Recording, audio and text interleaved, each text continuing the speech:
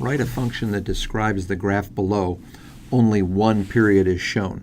So this pattern, which you see here, will continue on forever off the page in this direction and off the page in this direction.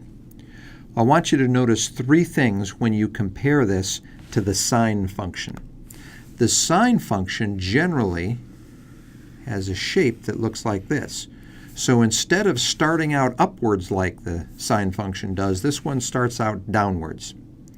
Second problem is the sine function goes between -1 and +1, but this function goes between -3 and +3.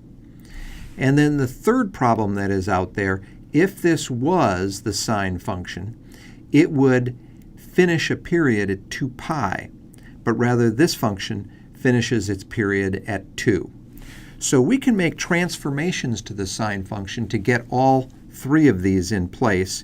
Let me go ahead and list those three transformations. First thing we can do is we can multiply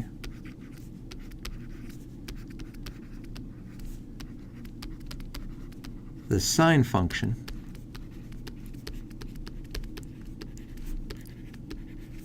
by 3. Now, when you take the sine function, which has usually got an amplitude of 1, and it goes between -1 and +1, when you multiply it by 3, now it'll go from -3 to +3. So that's the first transformation. The second transformation is to negate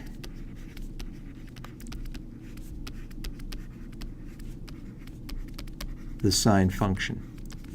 The purpose of negating the sine function is to perform a reflection across the x-axis. So the sine function usually does this.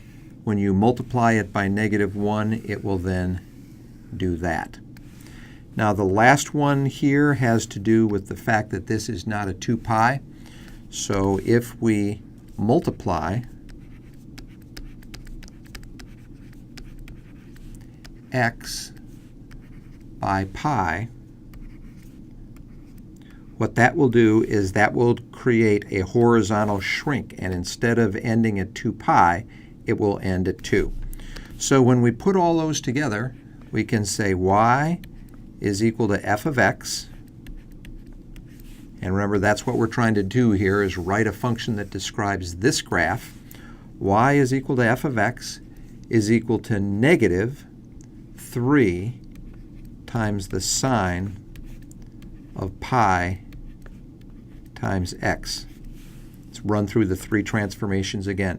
The pi gives you a horizontal shrink. The 3 increases the amplitude to 3. The negative gives you a reflection of the sine function across the x-axis. And this is a legitimate answer to the problem. But it does say write a function, not write the function. There are other ways you could have gone, and I'll just write one up here to indicate this is not the only way to go.